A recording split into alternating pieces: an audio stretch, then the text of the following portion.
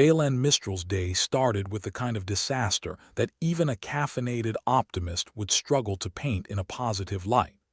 He was standing in the middle of a conference room on Titan, a place as famous for its methane lakes as it was for being the galaxy's equivalent of a diplomatic dumpster fire. The Ibraxi, those charming lizard-like beings with a penchant for bureaucracy and a love for watching humanity like it was their favorite soap opera, were droning on about something that apparently mattered to someone. Phelan, however, was currently more concerned with the fact that his translator earpiece had decided to translate the Ibraxi ambassador's speech into what sounded suspiciously like traditional Russian opera.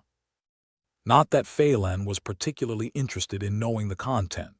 He was more interested in the fact that the ambassador, a creature with more scales than sense, was pointing at him with the kind of intensity usually reserved for malfunctioning airlocks. "Mr. Mistral," the Ibraxi's voice cut through the operatic disaster, not without a hint of disdain, "could you please explain to us why your species insists on sending art supplies to the black hole?" Phelan blinked, the question hanging in the air like an uninvited guest at a funeral. "Art supplies," he echoed, trying to sound as if he hadn't just been caught daydreaming about lunch. "Oh, you mean the paint? It's a cultural exchange program. Very big with the kids these days." The ambassador flicked its tail, a sign Phelan had learned meant it was either amused or about to order his execution. "And what culture do you intend to exchange with a black hole?" Phelan shrugged, a movement he hoped conveyed "I'm human, we do weird things. The kind that appreciates abstract art. Have you seen a black hole? It really ties the universe together." The ambassador's scales shifted color slightly, the Ibraxi version of a skeptical eyebrow raise. "Perhaps, Mr. Mistral, you should focus less on creativity and more on survival." "Survival's a relative term," Phelan replied. "Especially when you're standing on a moon like Titan, where the weather makes London look like a beach resort." The ambassador sighed, a sound like sandpaper on steel. "We simply do not understand why humanity chooses to explore such dangerous pursuits." Phelan grinned. "Where's the fun in understanding? Besides, someone has to keep things interesting." That was the thing about Phelan Mistral. He had a knack for making the absurd sound plausible, and the plausible sound absurd. It was probably why he got stuck as a cultural attaché on Titan, where his role mostly involved making sure the humans didn't start a war over a misplaced sandwich. That and convincing the Ibraxi that humanity's love for bizarre art projects was just another charming quirk of the species. The meeting adjourned with the kind of relieved silence that follows a particularly loud firework display. Phelan stepped out into the corridor, the dim lighting doing nothing to improve the general mood of the place. Titan wasn't exactly known for its hospitality. The weather was a relentless assault on the senses, and the architecture had all the charm of a prison dressed up for a school dance. As he walked, Phelan's comm buzzed against his hip. "Phelan, it's Rico," the voice came through with a static-laden annoyance. "Are you done charming the scales off those lizard folk yet? If by charming you mean confusing, then yes," Phelan replied. "What's up?" "You need to see this," Rico said, a hint of urgency cutting through her usual sarcasm. "Meet me at the observatory." Phelan sighed, though not entirely unhappy for an excuse to leave the building before someone decided to blame the humans for the next geological shift. He made his way to the observatory, a structure perched precariously on the edge of a cliff, the kind of place that screamed health and safety hazard. Rico was there, a short woman with a demeanor that could scare a banshee into silence, and a mind that moved faster than light. She was staring at a screen filled with data that looked like it had been vomited up by a particularly ill satellite. "Ah, Phelan," she greeted without looking up, "just in time to witness the universe planning our next existential crisis." Phelan leaned on the nearest console, the lights blinking in a way that suggested they were about to give up on functional illumination. "Is it another invasion? A plague? Please tell me it's not an intergalactic bake-off." Worse, Rico replied, gesturing at the screen. The black hole near our favorite space rock here is doing things. Things? Phelan peered at the screen, pretending he understood the rapidly scrolling data. Not just any things, I assume. No, Rico said, typing furiously. It's gobbling up matter at an unprecedented rate.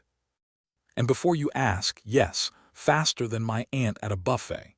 Phelan nodded, absorbing the information with all the enthusiasm of a man being told he was about to be audited. And I suppose this means we should be worried. Worried, Rico snorted. Let's just say if that thing keeps at it, Titan might soon be the universe's least affordable real estate. That was the problem with standing on the edge of the universe's least reliable cosmic phenomenon. You never knew when it would decide to reconfigure the laws of physics just for fun. Phelan crossed his arms, eyeing the data with the kind of skepticism typically reserved for public transport schedules. So, any bright ideas on how to deal with a hungry black hole? Rico shrugged, a motion that conveyed everything from I have no clue to let's hope it gets indigestion. Well, unless we convince it to go on a diet, we're looking at some serious rearrangements in the local spacetime. Ah, the good old spacetime rearrangement, Phelan said dryly. Always the life of the cosmic party, Rico chuckled, a rare sound that usually meant she was either amused or had just thought of a particularly creative curse. Welcome to Titan, where the weather's bad, the neighbors are worse, and the local black hole's trying to eat the planet. Sounds like a great tourism slogan, Phelan mused, picturing it on a brochure with an optimistic sunrise over a methane lake. So what's our next move? Monitor it, Rico replied. And pray if you're into that sort of thing. Phelan wasn't, but he'd take all the help he could get. Well, if anyone needs me, I'll be trying to convince the Ibraxi that artistic expression is the best defense against cosmic annihilation. Rico smirked, her eyes never leaving the data. Good luck with that. Phelan left the observatory, his mind juggling the absurdity of their situation like a circus clown on a caffeine high. The universe, he mused, had a peculiar sense of humor. Just when you thought you'd seen it all, it threw a hungry black hole at you. As he walked back to the human quarters, Phelan couldn't help but wonder why he stayed on a place like Titan. Maybe it was the challenge, maybe it was the chaos, or maybe he just had a death wish wrapped up in an artfully cynical package. He entered his quarters, a utilitarian space with the kind of decor that screamed last-minute decision. The dull hum of the air recycler was the only sound, a reminder that on Titan, even breathing was a luxury. Phelan poured himself a drink, the liquid sloshing in the glass with the kind of reckless abandon usually reserved for bad decisions. He took a sip, the burn a welcome distraction from the chaos outside. The comm on his desk blinked with an incoming message. Phelan, it's the Ibraxi ambassador again. The voice of his assistant, Kelly, came through, exasperated. They want to know about the paint supplies again. Phelan sighed, the sound of a man resigned to his fate. Tell them it's a human thing. They won't buy that forever, Kelly replied. Then tell them it's part of our cultural outreach program, Phelan said, his voice tinged with dry amusement. If we're going to be swallowed by a black hole, we might as well go out with style. Phelan, Kelly said, her voice hesitant. Do you really think we can do anything about the black hole? Honestly, Phelan replied, leaning back in his chair. No idea, but when has that ever stopped humanity from trying? The line went silent and Phelan was left alone with his thoughts, the weight of the universe's impending punchline hanging over him like a cosmic anvil. He chuckled to himself, a sound that was half mirth, half resignation. Welcome to Titan, he murmured to the empty room. Where the beer is cold, the politics are colder, and the universe is playing its own brand of Russian roulette.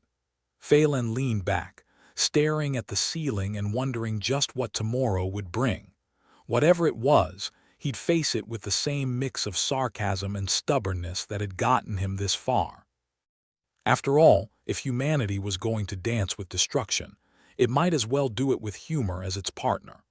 Phelan sat at his desk, idly fiddling with a pen that looked like it had seen one too many diplomatic disasters. His mind buzzed with the uneasy mix of impending doom and bureaucratic nonsense that was all too common on Titan. He just about convinced himself that a hot meal might be possible when his comm buzzed again. Phelan, Kelly's voice crackled through. The Ibraxi ambassador has requested a private meeting. Phelan groaned. Private meeting with me? What do they want? My secret family recipe for potato stew? More like your soul, probably, Kelly replied, deadpan. Or your last remaining ounce of patience. Fine, Phelan muttered, dragging himself upright. Tell the ambassador I'll be there. And if I don't come back, distribute my collection of questionable space art to my enemies. It didn't take long to reach the Ibraxi's quarters, which were a model of bureaucratic sterility. The walls were a dull shade of beige, the kind that screamed, you'll die of boredom before you even realize you're being tortured. The ambassador awaited him, perched on a chair-like apparatus that looked about as comfortable as a bed of nails. Its scales reflected the dull light, turning the room into a disco for the clinically depressed. Mr. Mistral, the ambassador hissed, its voice like a snake sliding over gravel. Thank you for coming. The Ibraxi had a way of talking that made every word sound like a threat, or maybe that was just Phelan projecting. Ambassador, Phelan replied, sliding into the chair opposite. It creaked ominously, a reminder that human furniture wasn't designed for interspecies diplomacy. What can I do for you today? More questions about our artistic tendencies. The ambassador's eyes, black and unblinking, gleamed as it leaned forward. We have an opportunity for humanity. Phelan didn't trust that word. Opportunity usually translated to horrendous idea in diplomatic speak.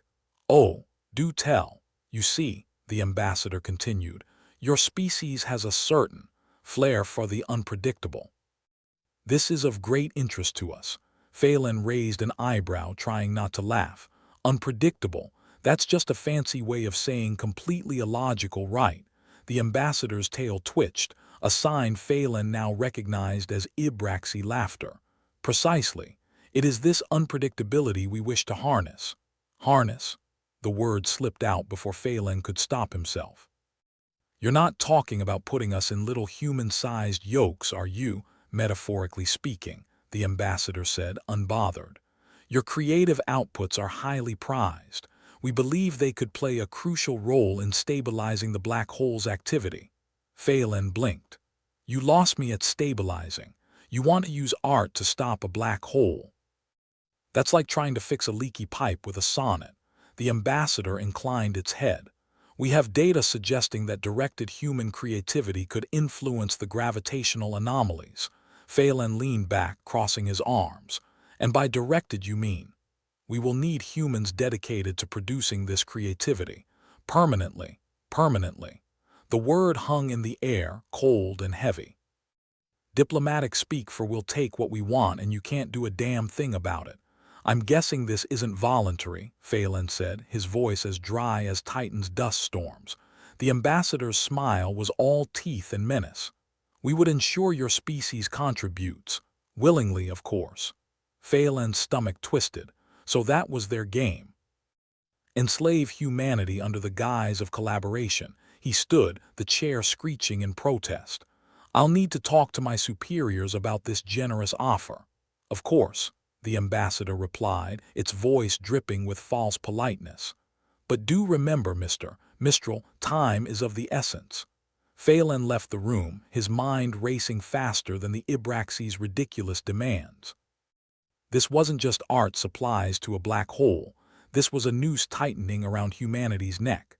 Back in the relative safety of the human quarters, Phelan found Rico. She was hunched over a console, her expression a mix of fascination and annoyance. You look like you've just been told you've won a free vacation, but it's to the seventh circle of hell.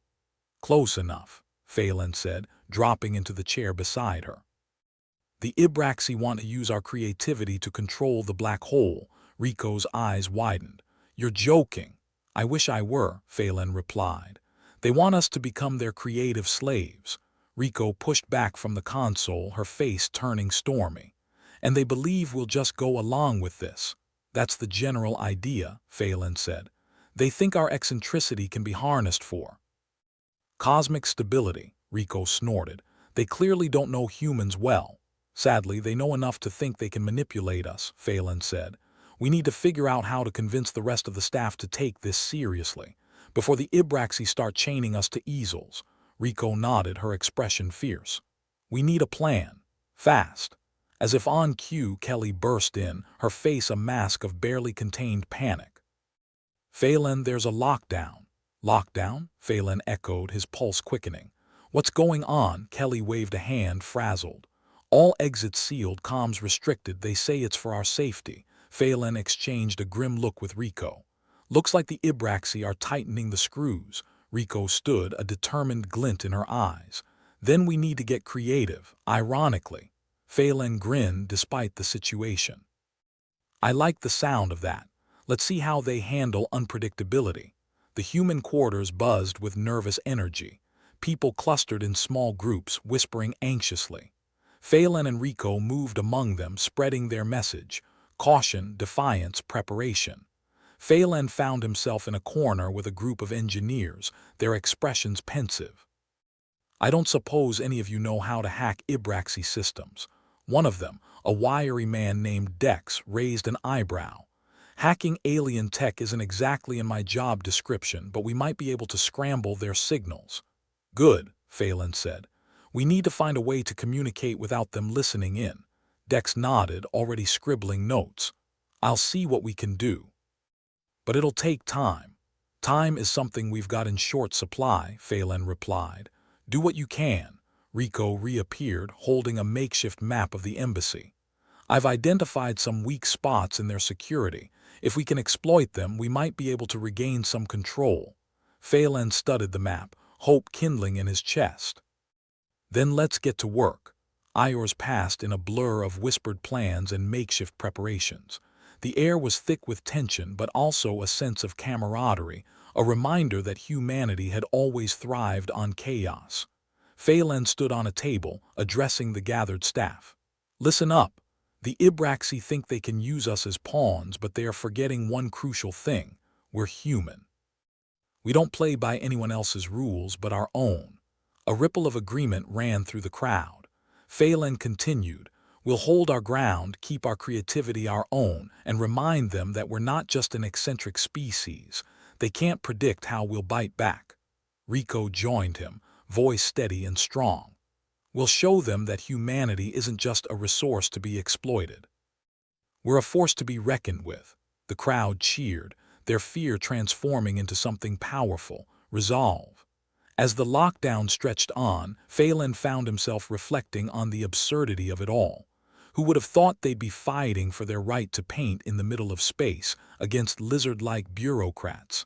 Yet here they were, ready to defy the odds once more.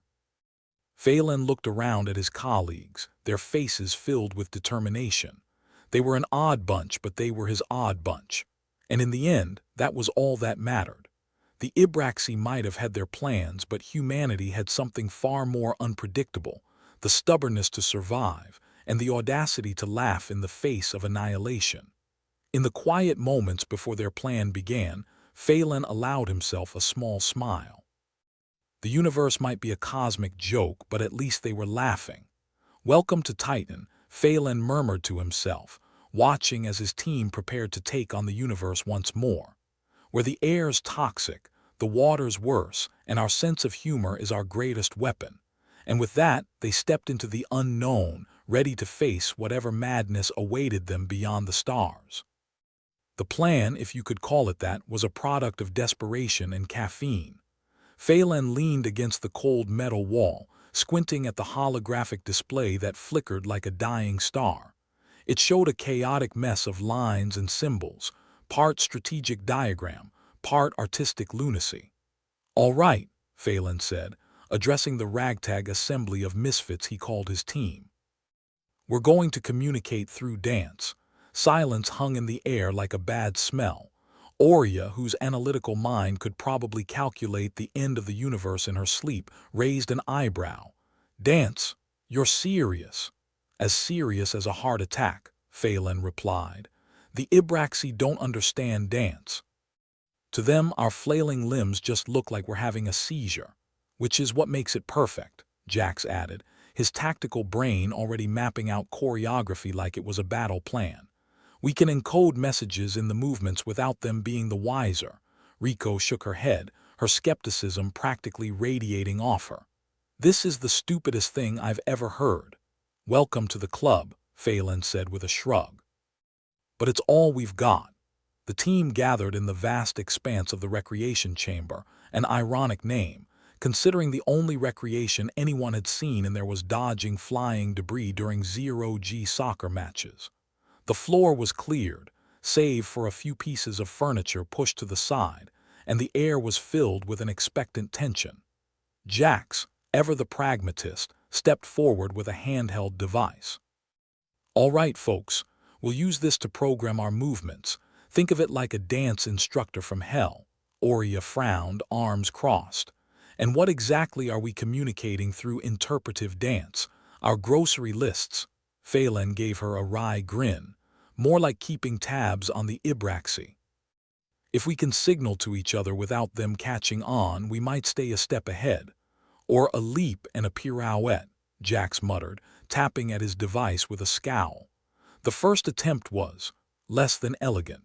Phelan found himself kicking more than dancing, and Aurea stepped on his toes more times than he could count. Jax was the only one who seemed to get the hang of it, but even he looked like a malfunctioning android having an existential crisis.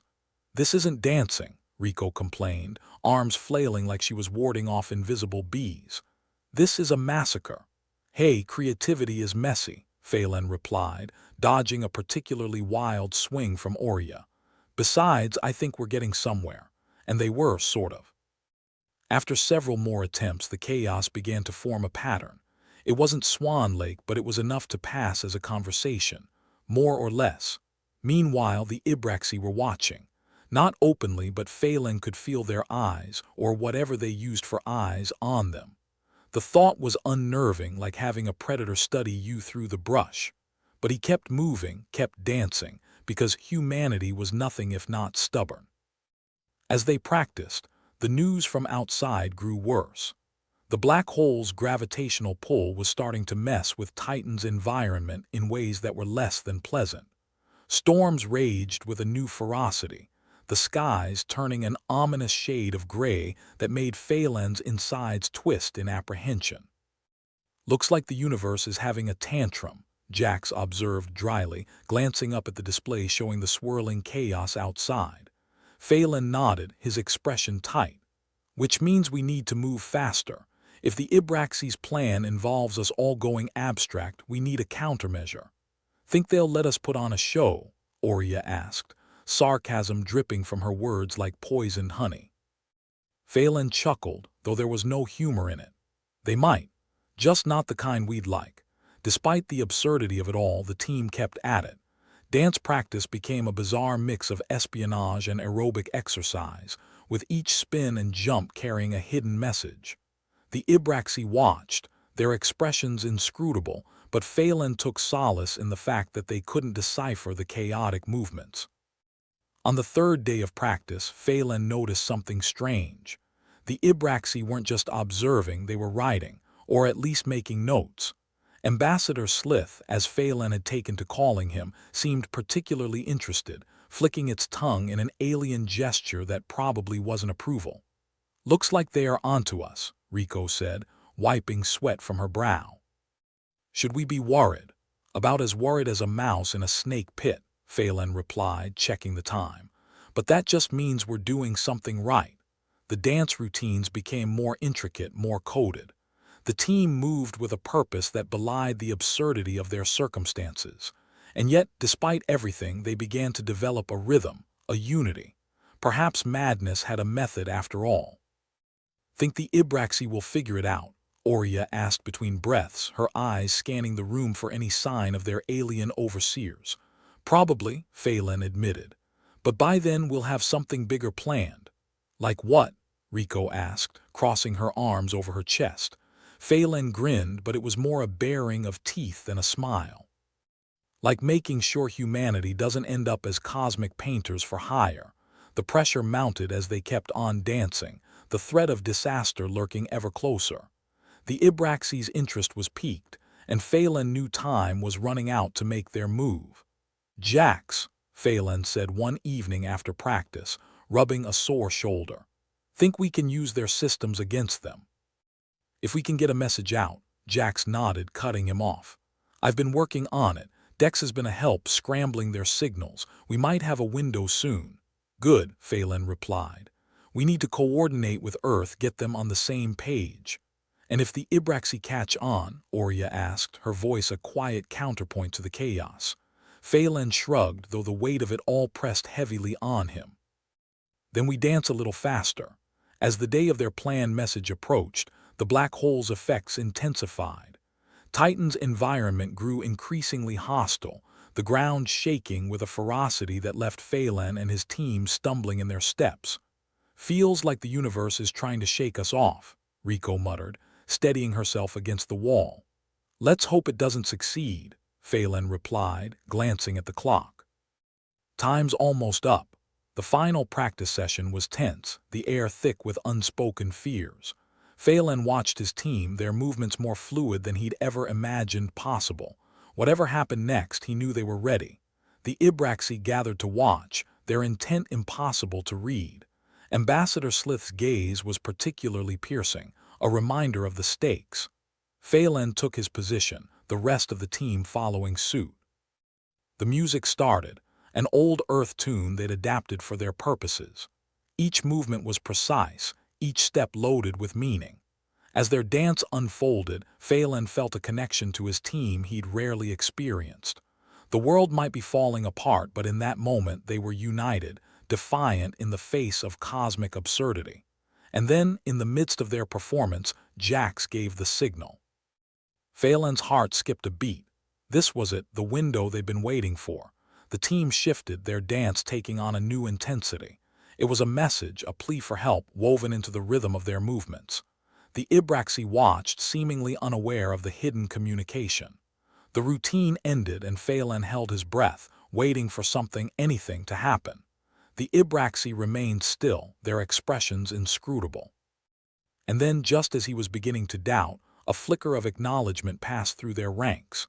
Ambassador Slith's gaze lingered on Phelan, a silent acknowledgement of their performance. The tension in the room broke, the team collapsing in a heap of exhaustion and relief. They'd done it, managed to send a message, however small, without raising suspicion.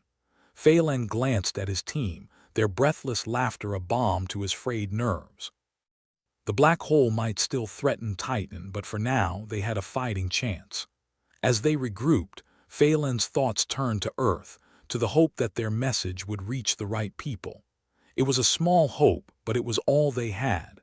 And as the Ibraxi began to disperse, Phelan allowed himself a moment of grim satisfaction. They'd turned the absurdity of their situation into a weapon, wielding it with a defiance that was distinctly human. "Guess we showed them," Rico said, her voice tinged with triumph. Phelan nodded, a faint smile tugging at his lips. "Yeah, we did." The Ibraxi might have underestimated humanity, but they'd forgotten one crucial thing. Humans were survivors, and they'd fight tooth and nail to hold onto their future. As the team left the chamber, Phelan felt a renewed sense of purpose. The odds might be against them, but they weren't going down without a fight. And in the end, that was all they needed. The universe could throw its worst at them, but they'd face it with laughter in their hearts and a dance step to confound their enemies. After all, predictability was overrated. As the door closed behind them, Phelan couldn't help but chuckle. If humanity's last stand involved dancing, then so be it. In a universe gone mad, they might as well embrace the madness. "Welcome to Titan," Phelan murmured again, reflecting on the chaos that defined their existence. "Where we dance like no one's watching because they probably aren't." And with that, they prepared to step once more into the breach, ready to face whatever cosmic punchline awaited them. Phelan Mistral leaned against the cold metal wall of the Ibraxi's quarters. feeling like a caged animal in a zoo where the zookeepers wore pinstripes and monologued like Shakespearean villains. The Ibraxi ambassador, known to the team as Slith, was in the middle of one such monologue, his words filtered through Phelan's malfunctioning translator earpiece, which insisted on rendering everything as a medley of Russian opera. "Is it just me, or is Slith channeling his inner tenor today?" Phelan muttered to Kelly over the comm, watching the alien's gestures with a mix of bemusement and dread. Kelly's voice crackled back, laced with static and sarcasm. "Maybe if we give him a big enough stage, he'll do the full Wagner." "Think the Ibraxi understand a good curtain call? Considering they don't get dance, I doubt it," Phelan replied, his eyes scanning the sterile, dull room. It was like the waiting room of a particularly tasteless dentist, bland, uncomfortable, and filled with foreboding. Aurea, who had a knack for pessimistic insight, leaned closer with a smirk. "At least if we're all dragged into a cosmic opera, we won't have to worry about the black hole. One way to go out with style." Phelan chuckled darkly. "Yeah, Black Hole the musical, coming soon to a galaxy near you." The Ibraxi had demanded another performance, apparently charmed by their last act of interpretive espionage. Phelan could almost hear the collective groan from his team when he relayed the news. The Ibraxi's interest was like a spotlight, intense and more than a little unnerving. "More dancing," Jax grumbled, fiddling with his handheld device that programmed their choreography. "Must be like watching a train wreck in slow motion for them, or a car crash in space," Phelan added, "with us as the clueless pedestrians." Internal tensions were tightening like a noose. The pressure of maintaining the facade while the universe prepared to implode was starting to show. Rico, always skeptical, sat cross-legged on the floor, tapping her fingers in a staccato rhythm that matched her fraying patience. "Remind me again why we're dancing and not, oh I don't know, running for our lives," Rico said, her voice tinged with the sort of cynicism that could corrode metal. "Because, my dear skeptic," Aurea replied, "running would imply we have somewhere safe to go, and last I checked everywhere is screwed." Phelan raised an eyebrow, pulling the team's focus back. "We dance because it's the one thing they haven't figured out yet. Our own little Trojan horse, but with more jazz hands." "Great," Rico muttered. "We're going to save humanity with spirit fingers." Meanwhile, the black hole loomed larger, its gravitational pull causing all sorts of cosmic headaches. The ground on Titan trembled with increasing frequency, like an overcaffeinated giant tapping its foot. Phelan could almost hear the universe laughing at them, a deep, cosmic chuckle at their predicament.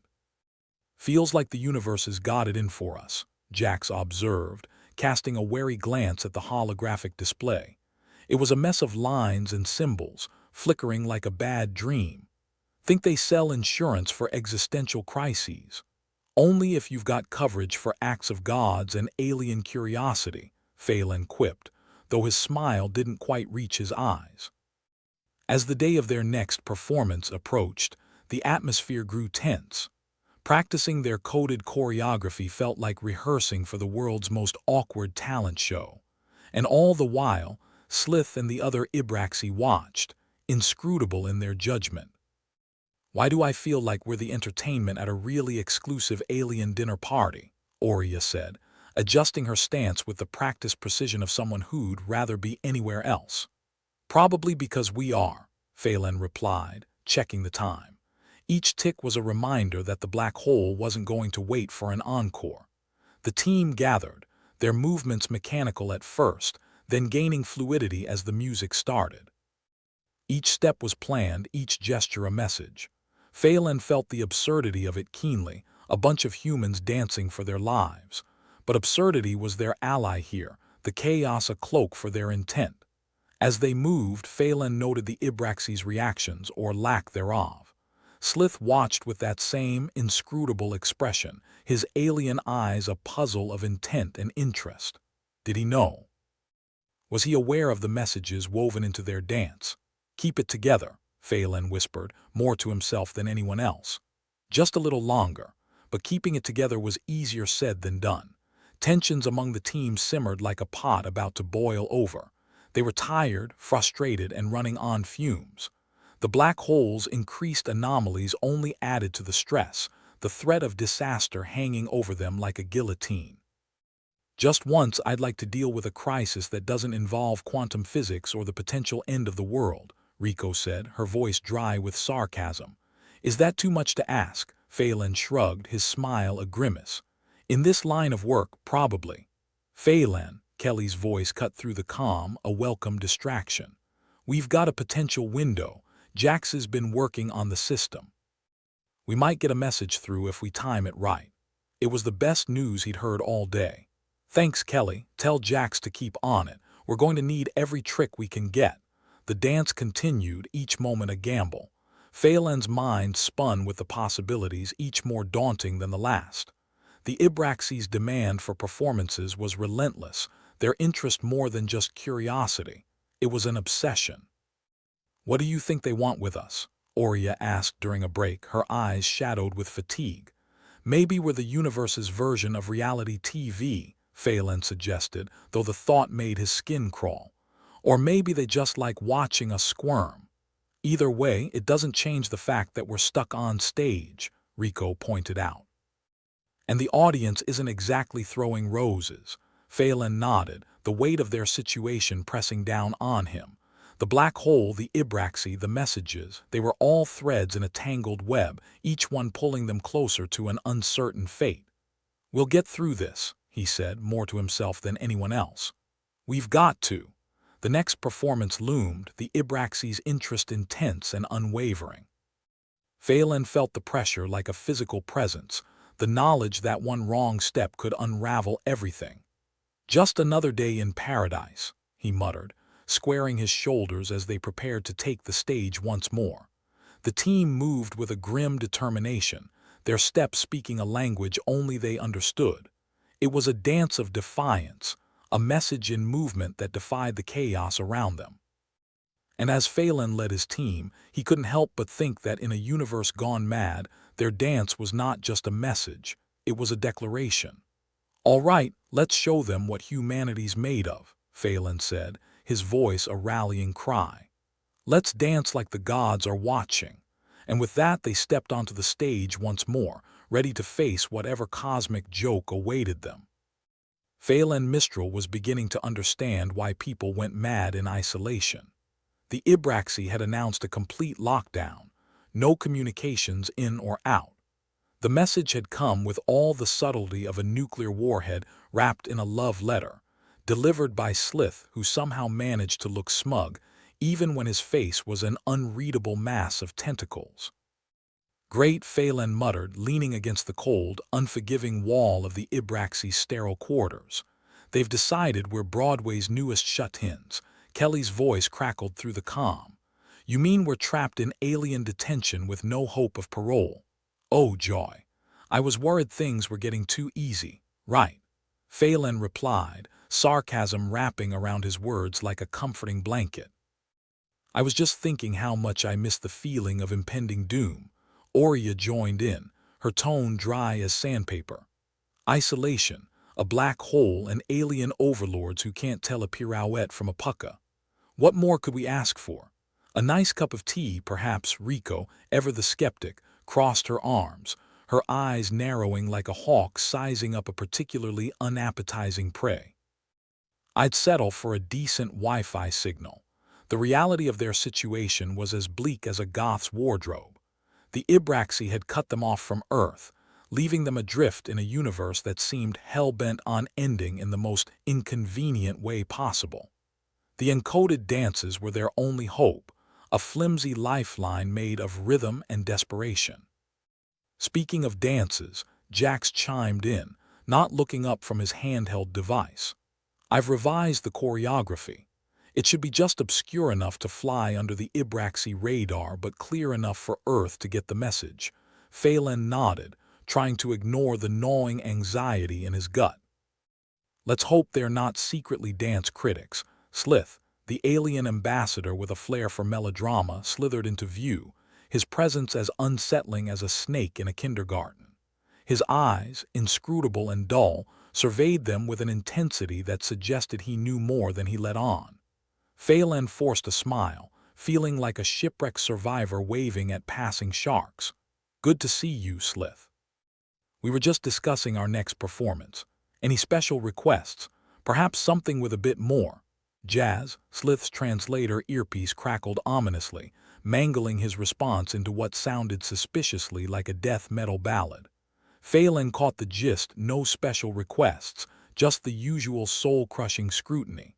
Oria sighed, a sound heavy with the weight of cosmic indifference.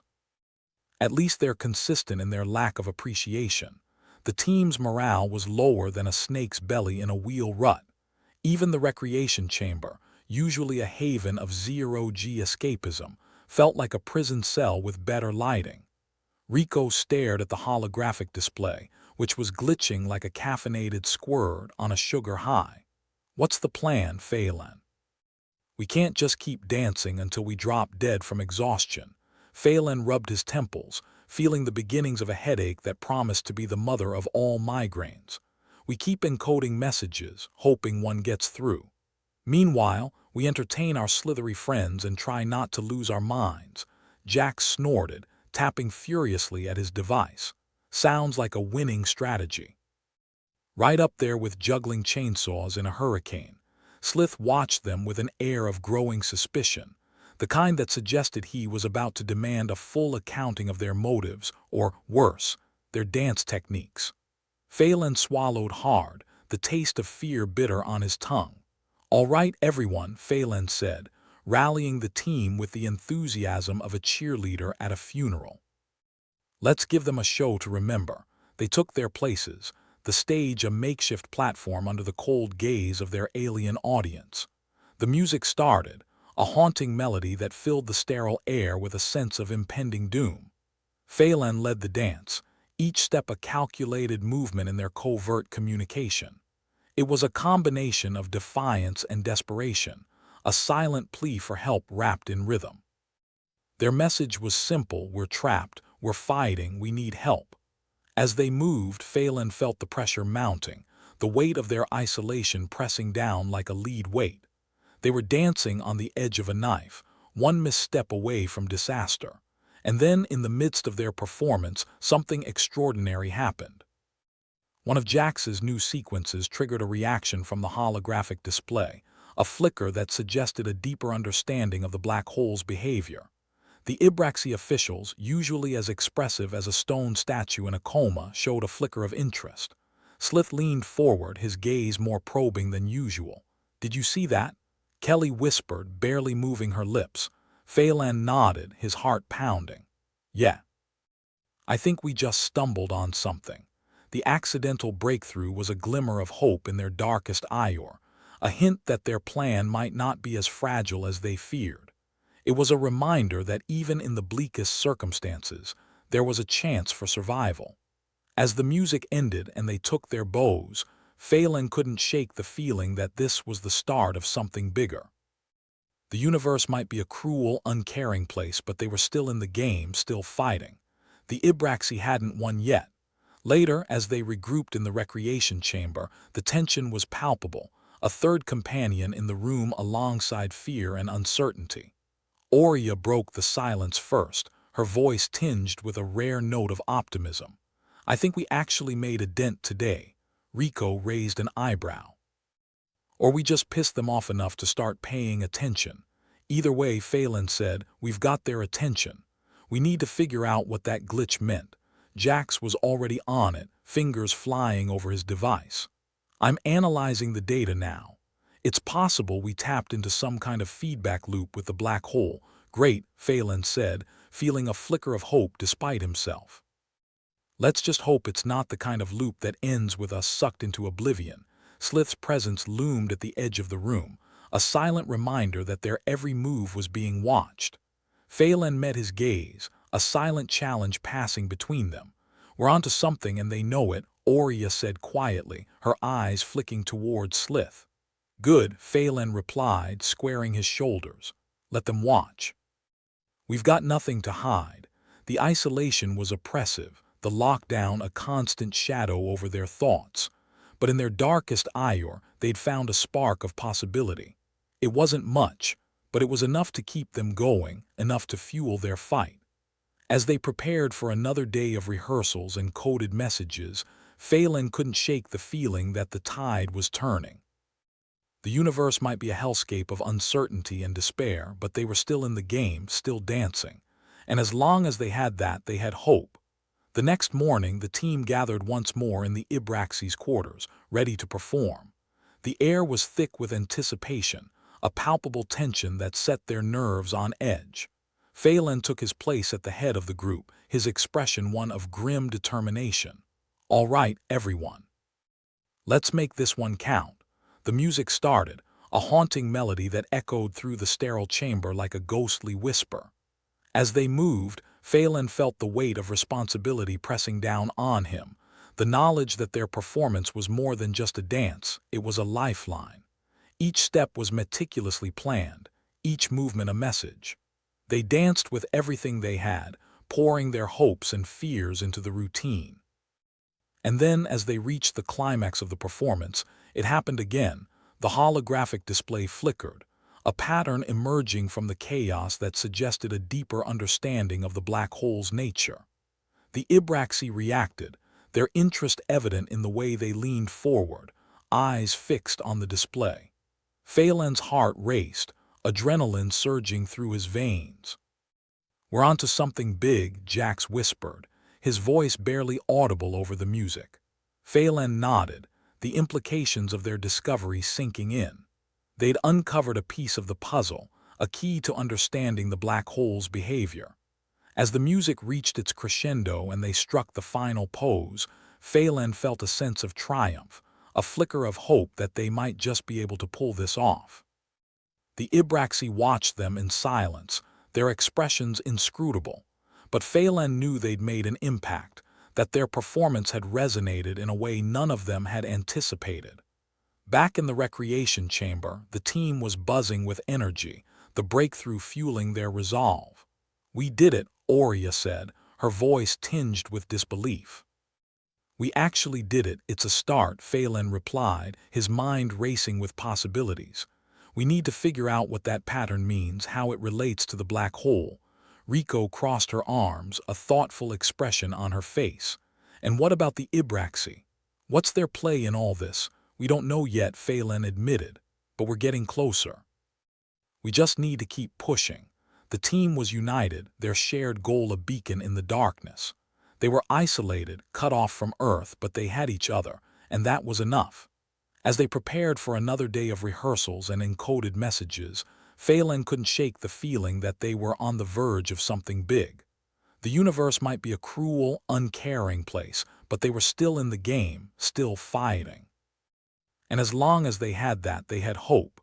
The Ibraxi quarters felt even more oppressive today, like an office cubicle designed by an intergalactic sadist. Phelan leaned against the metal wall, wishing it would absorb some of the tension building inside him. Instead, it just gave him a cold shoulder, much like most of his exes. "All right, team," Phelan said, trying to inject some enthusiasm into his voice.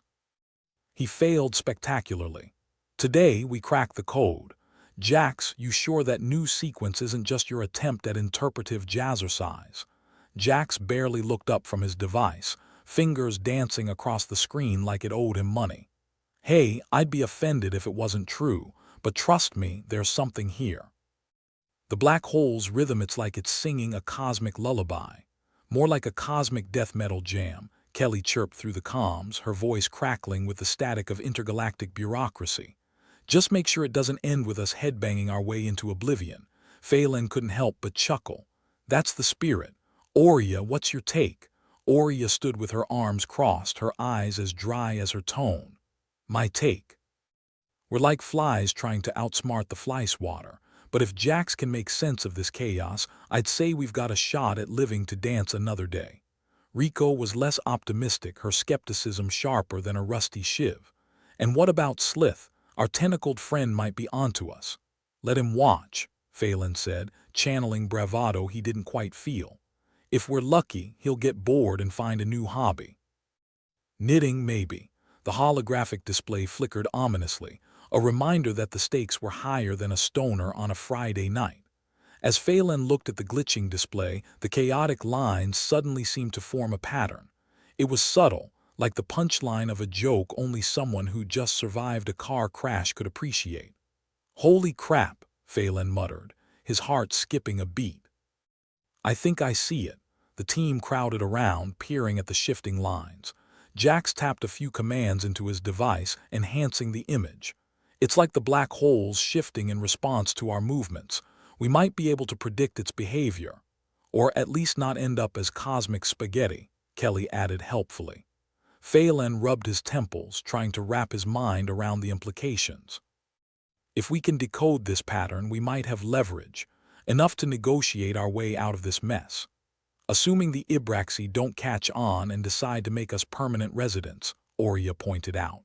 "Yeah, well, let's hope they're as clueless as they are humorless," Phelan replied. Just then, Slith slithered into the room, his entrance as subtle as a clown at a funeral. His translator earpiece crackled, producing a sound that might have been a polite greeting or a warning of imminent disembowelment. It was hard to tell. "Ah, Slith," Phelan said, forcing a smile that felt as genuine as a politician's promise. "We were just discussing our next dance." Thinking of adding a bit more interpretive flair, Slith's tentacles twitched, a gesture Phelan had learned to associate with suspicion or perhaps mild indigestion. Either way, the alien was paying attention. "We hope you enjoy the performance," Phelan continued, his voice smooth as cheap whiskey. "It's something of a tribute to interstellar diplomacy." Slith's eyes narrowed, and Phelan felt a bead of sweat trickle down his spine.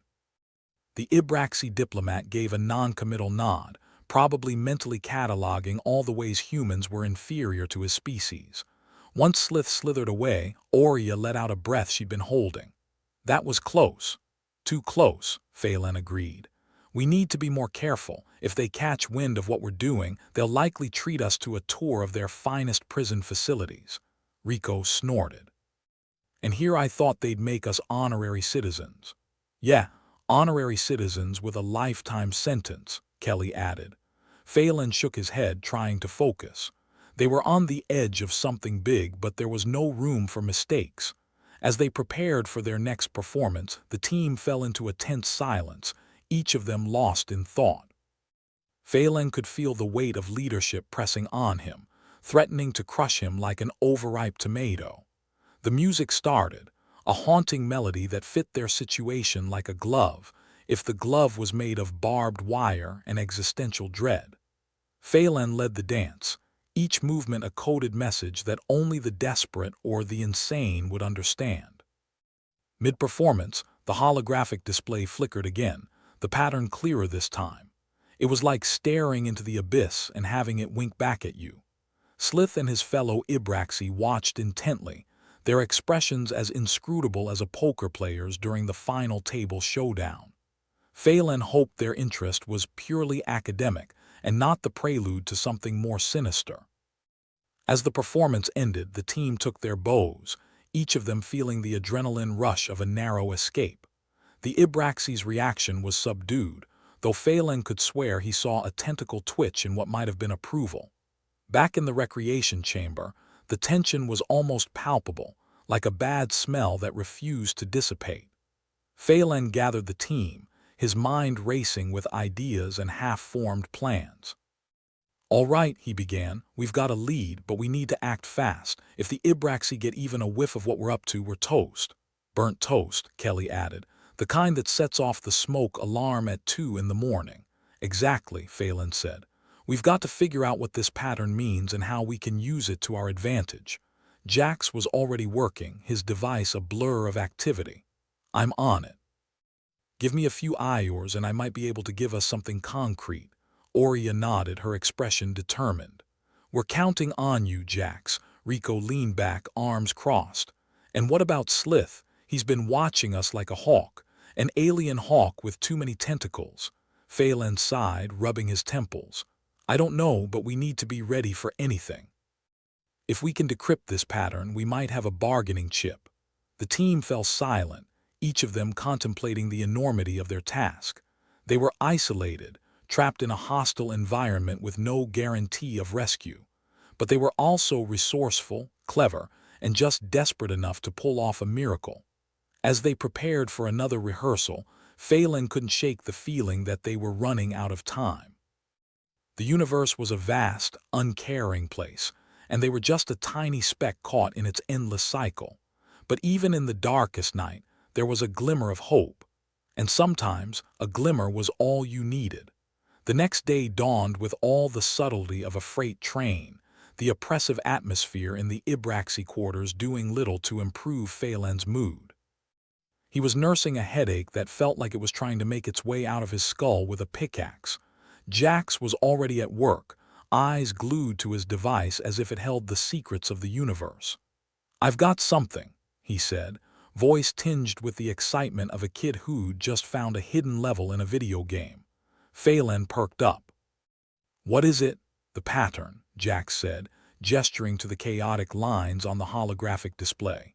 "It's like a dance in itself. The shifts in the black hole's behavior correlate with our movements. If we repeat the sequence during the right cosmic alignment, we might be able to stabilize it."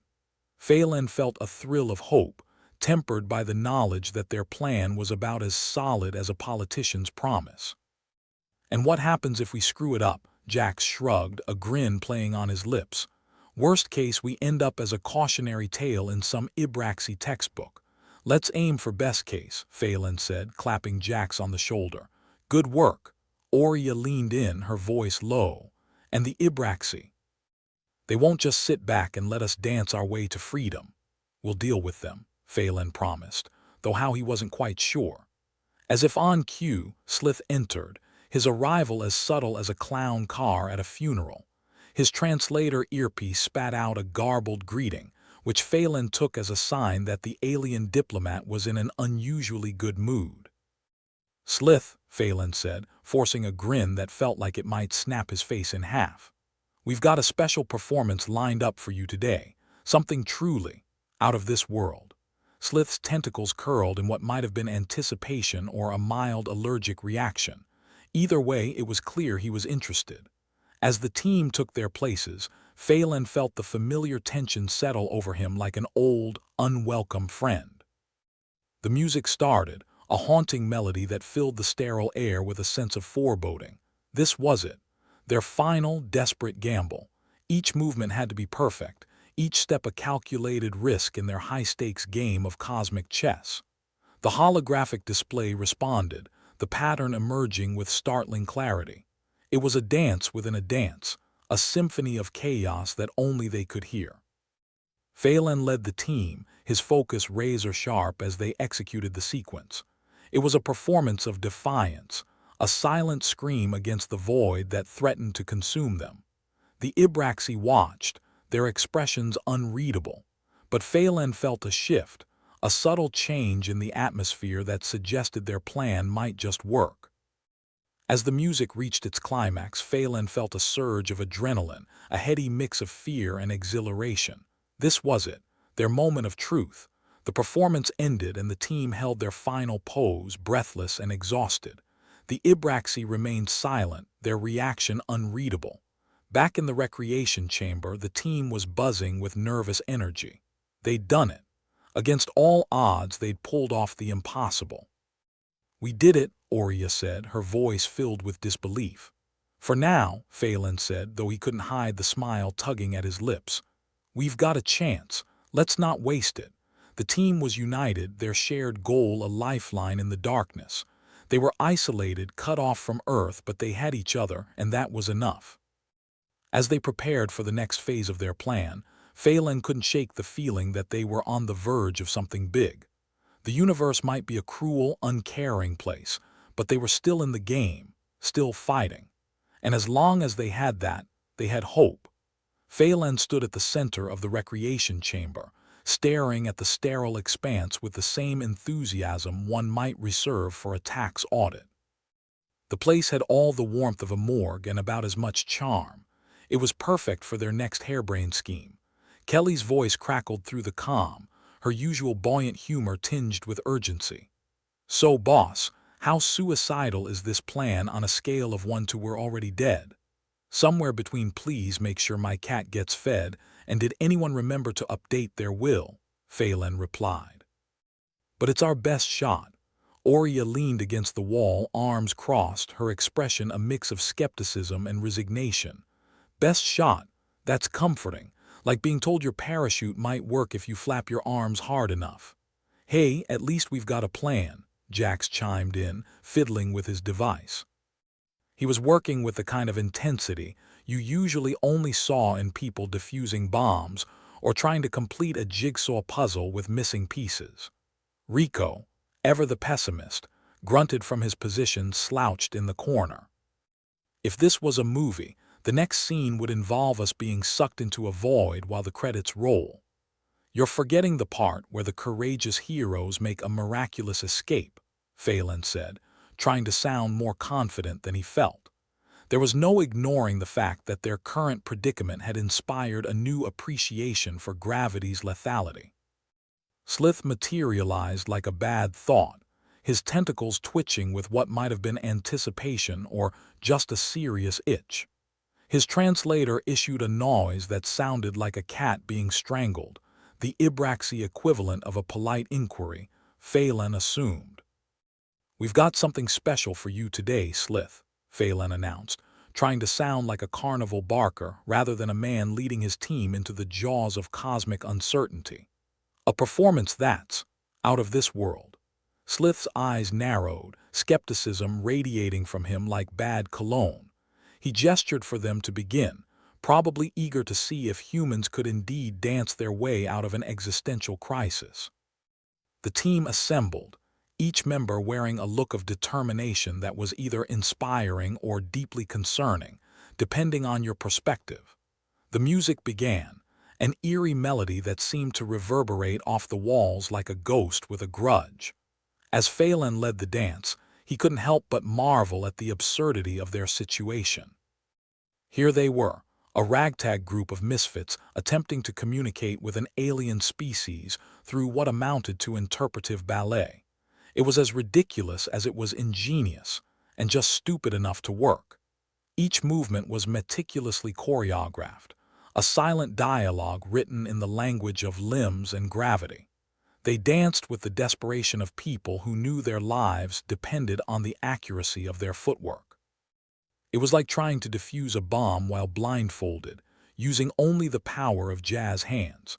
The holographic display came alive, responding to their movements with a symphony of light and shadow. The black hole's chaotic patterns shifted, finding harmony in the chaos, like a cosmic Rubik's Cube clicking into place. Phelan risked a glance at Slith, who watched with a focus that bordered on the fanatical. The Ibraxi diplomat seemed to have forgotten his usual air of superiority, his attention wholly captured by the spectacle before him. As the dance reached its crescendo, the air hummed with a resonance that was almost tangible. Phelan had the sudden, terrifying realization that their performance wasn't just a message, it was a signal. The chamber shuddered, the metallic walls thrumming with an energy that set teeth on edge. Phelan's heart stuttered, but he maintained the rhythm, leading his team through the final steps with a leader's resolve and the stomach of a condemned man. When the music faded, the silence was deafening. The team held their positions, breathless, a tableau of tension and defiance. It was the kind of silence that demanded a response, a moment pregnant with potential and peril. Slith blinked, his translator emitting a sound that was either an expression of awe or the Ibraxi version of a nervous breakdown. Phelan opted to interpret it as the former. "Did it work?" Aurea whispered, her voice barely audible over the sound of their collective heartbeats. Phelan shrugged, trying to ignore the way his knees felt like they might give out at any moment. "Well, we're not dead yet, so that's something." Jax checked his device, his eyes wide with something approaching disbelief. "The black hole, it's stabilizing, we did it, we actually did it." Kelly's whoop of triumph echoed through the chamber, a burst of joy that was as infectious as it was unexpected. "Take that, doom and gloom. Humanity, 1, cosmic death trap, 0. Rico, ever the pragmatist, raised an eyebrow. "Great, So when do we expect the shoe to drop and squash us all? Phelan chuckled, the sound bordering on hysterical. Let's enjoy the moment before the universe decides to remind us how insignificant we really are. Slith cleared his throat, or whatever equivalent the Ibraxi had drawing their attention. His demeanor had shifted, curiosity replacing the usual air of condescending authority. His translator emitted a phrase that Phelan chose to interpret as intriguing. Phelan seized the opportunity, stepping forward with the kind of reckless confidence that had gotten him into this mess in the first place. We've shown you a glimpse of what humans can do. We can be allies, Slith. There's more to us than you think. Slith's tentacles twitched, his eyes narrowing as he considered Phelan's words. There was a pause, a heartbeat of uncertainty that stretched into eternity.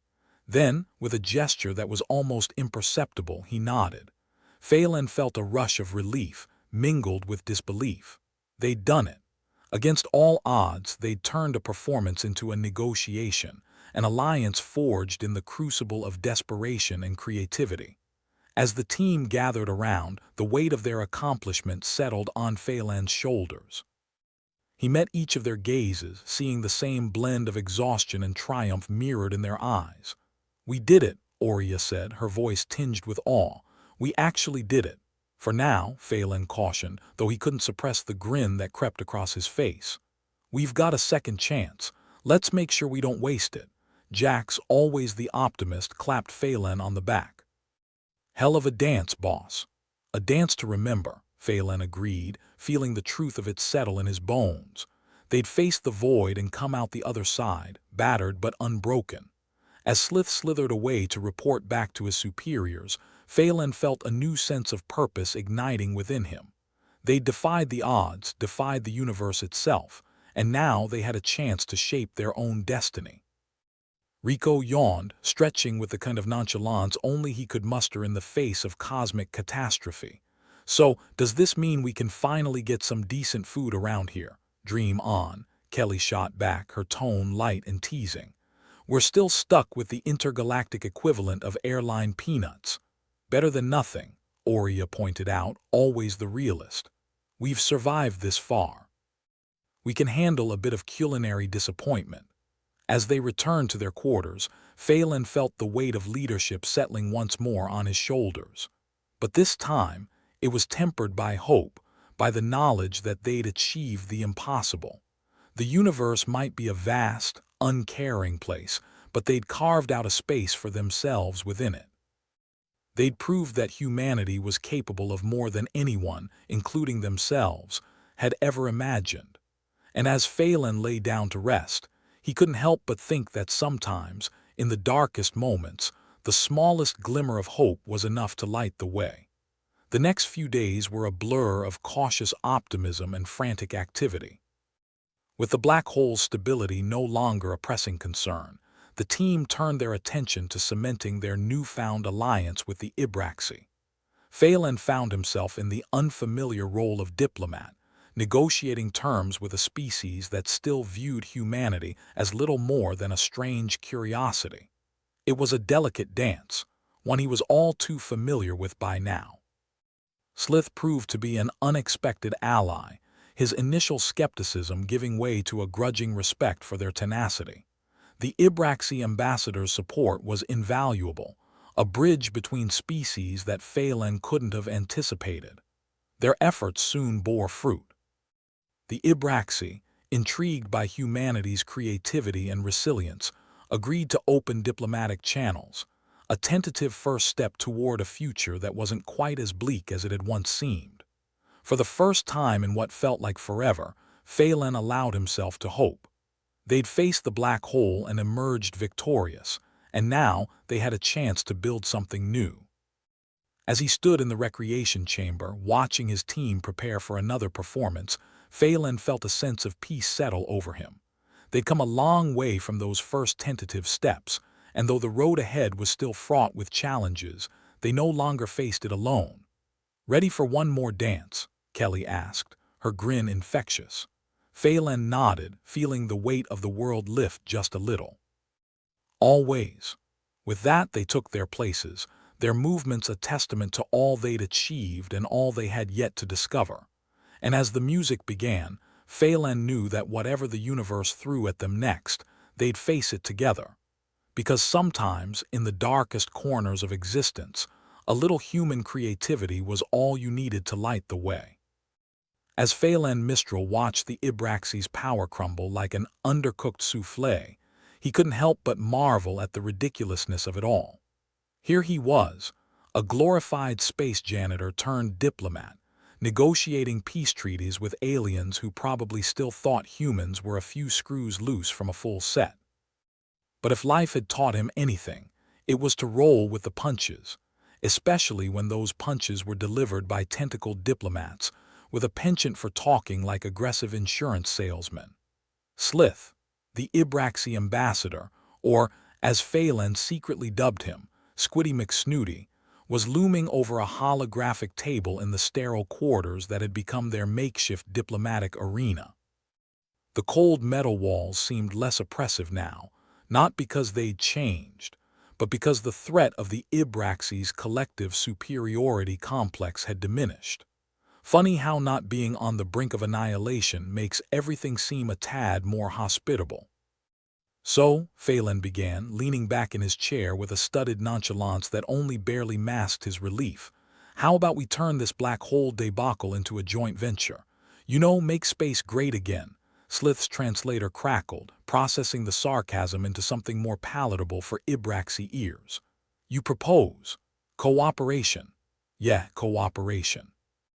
You know, working together, sharing ideas, not blowing each other up, the usual diplomatic jazz. Phelan gave a lopsided grin that he hoped looked more confident than it felt. Jax was nearby, fiddling with his device, the very same one that had helped choreograph their miraculous dance. He looked up, momentarily abandoning his screen. You mean like a cosmic buddy movie, right? I guess we'd be the plucky underdogs. Kelly, her voice crackling through the comm, chimed in with her usual flair. Intergalactic BFF. I can see the merchandise already. T-shirts, mugs, I survived the black hole incident and all I got was this lousy peace treaty. Slith's tentacles twitched, probably not in amusement, but Phelan liked to pretend otherwise. The Ibraxi are intrigued by your resourcefulness. Perhaps there is merit in your suggestion. Resourcefulness, Rico scoffed from his corner, barely looking up from where he was attempting to make origami out of an old food wrapper. That's what we're calling our half-baked plans now. Let him dream, Rico, Oria countered with a resigned sigh, her skepticism barely masked by a veneer of hope. Besides, it's not like we have a better option. Optimism from Oria. I must have wandered into an alternate timeline, Phelan quipped, rubbing his temples. Negotiation wasn't his forte, but neither was dying in space, so here he was. The room was filled with the hum of machines and the occasional crackle of Slith's translator attempting to keep up with the human propensity for sarcasm. It was a comforting kind of chaos, the sort that spoke of progress rather than impending doom.